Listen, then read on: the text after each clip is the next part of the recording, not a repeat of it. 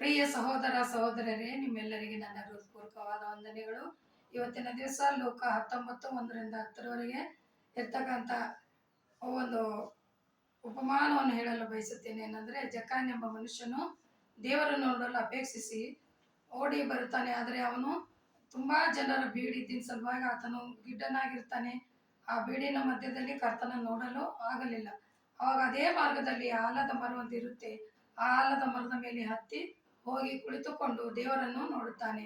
ಇಷ್ಟು ಸಂತೋಷವಾಗುತ್ತೆ ಅವನಿಗೆ. ಇವನ ಎಷ್ಟೋ ದಿನದಿಂದ ನನ್ನ ಆಸೆ ಇತ್ತು, ಇವತ್ತು ದೇವರನ್ನ ನೋಡಿದನಲ್ಲ ಅಂತ. ಅಷ್ಟರಲ್ಲಿ ಕರ್ತನಾದ ಯೇಸು ಕ್ರಿಸ್ತನು ಆಲದ ಮರದ ಮೇಲೆ ನೋಡುತ್ತಾನೆ.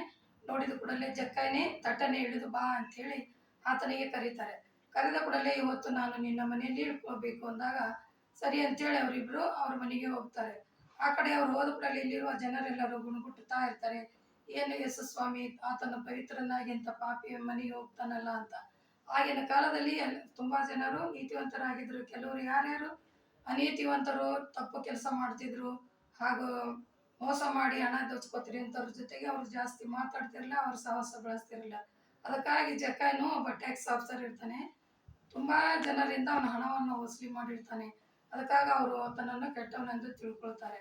ಆತನ ಮನೆಗೆ ಹೋದ ನಂತರ ಜಕಾನ್ ಏನ್ ಮಾಡ್ತಾನೆ, ಕರ್ತನ ಮುಂದೆ ಕೈ ಜೋಡಿಸಿ ನಿಂತು, ಅಪ್ಪ ಸ್ವಾಮಿ, ನನ್ನನ್ನು ಕ್ಷಮಿಸು.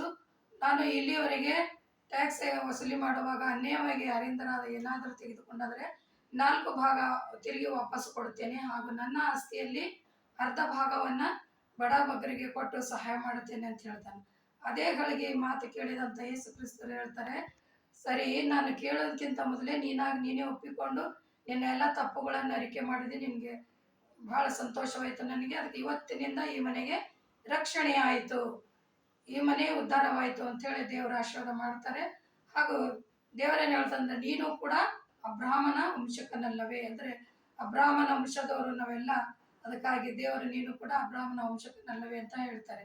ಅದಕ್ಕಾಗಿ ನಾವು ಕೂಡ ಏನ್ ಮಾಡ್ಬೇಕಂದ್ರೆ, ಪ್ರತಿಯೊಂದು ವಾಕ್ಯವನ್ನು ಕೇಳಿ ಅದನ್ನು ತಿಳಿದುಕೊಂಡು ಅರ್ಥ ಮಾಡಿಕೊಂಡು ಕಾರ್ಯರೂಪದಾಗ ನಮ್ಮ ಕೈಯಿಂದ ಆದಷ್ಟು ಅದನ್ನು ಮಾಡಲು ಒಪ್ಪಿಕೊಂಡಾಗೆ ದೇವರು ಅದನ್ನು ನೋಡಿ ಸಂತೋಷ ಪಡ್ತಾರೆ.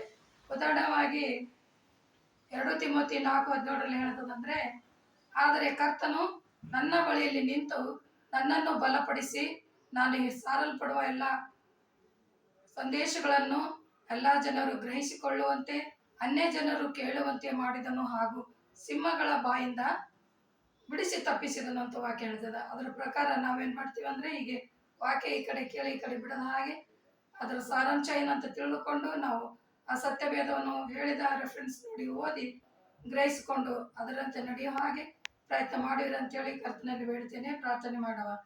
ಪ್ರೀತಿಯೊಳ ಪರಮ ತಂದೆಯೇ, ನಿನ್ನ ನಾಮಕ್ಕೆ ಕೋಟಿ ಕೋಟಿ ಸ್ತೋತ್ರ ಸ್ವಾಮಿ. ಇವತ್ತಿನ ದಿವಸದಲ್ಲಿ ನಿನ್ನ ವಾಕ್ಯ ಹೇಳಿದಂತೆ ಕರ್ತನೆ, ನೀನು ನನ್ನ ಬಳಿಯಲ್ಲಿ ನಿಂತು ಬಲಪಡಿಸಿ ಕೇಳೋರೆಲ್ಲರಿಗೆ ಗ್ರಹಿಕೆ ಆಗುವಂತೆ, ಹಾಗೂ ಎಲ್ಲ ಅನ್ಯ ಜನರು ಕೂಡ ಕೇಳುವಂತೆ ಮಾಡಿದಕ್ಕಾಗಿ ಸ್ತೋತ್ರ. ಹಾಗೂ ಸಿಂಹಗಳ ಬಾಯಿಂದ ಅಂದ್ರೆ ಎಲ್ಲಾ ಕಷ್ಟಗಳ ಬಾಯಿಂದ ತಪ್ಪಿಸುವ ದೇವರು ನೀನಾಗಿದ್ದೆಂದು ಯೇಸುವಿನ ನಾಮದಲ್ಲಿ ಬೇಡಿ ಹೊಂದಿದ್ದೇನೆ ರಕ್ಷಕ. ಆಮೇನ್.